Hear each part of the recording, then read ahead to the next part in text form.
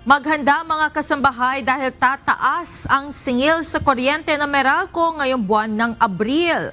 Gayunman ang mga kumukonsumo ng 50 kilowatt-hour sa buong buwan ay tatanggap ng 100% discount dahil sa pagpapatupad ng Lifeline Rate Subsidy Program ng gobyerno. Ito ang balita ni JP Nunez. For the upward adjustment is the generation charge, which went up by I'm going to round it off by 53 centavos per kilowatt hour to 8.39, rounded off from 7.87 last month, largely due to the weakening of the Philippine peso vis-a-vis the US dollar.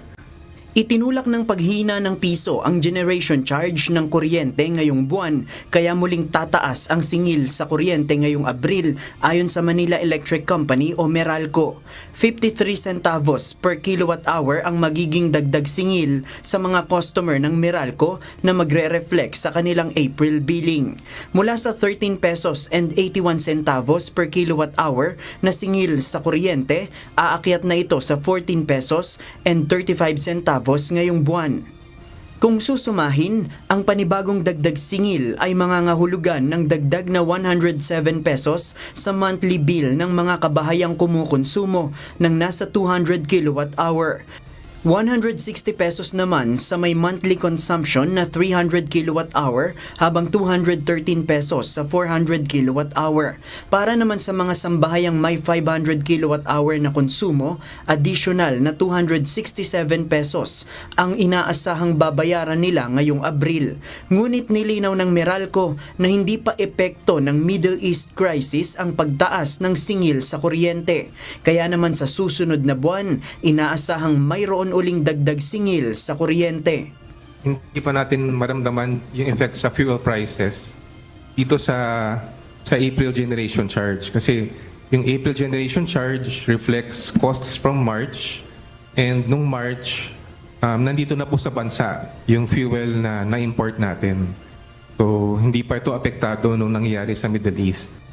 Sinabi naman ng Department of Energy na sinusubukan talaga nilang wag masyadong maging malaki ang pagtaas ng presyo ng kuryente upang hindi masyadong mahirapan ang publiko. Para po hindi tayo po masobra ng epekto ng diesel sa electricity natin, we have suspended the rules para po dumami po yung coal na mas mura, kumonti po yung mahal na fuel tulad ng LNG, at dinagdagan po natin yung mga operating na renewable energy. Samantala, mayroon namang good news para sa ibang mga consumer ng Meralco na mababa ang konsumo ng kuryente kada buwan. Epektibo na rin ngayong Abril ang Lifeline Rate Subsidy Program na ipinag-utos ng Energy Regulatory Commission o ERC.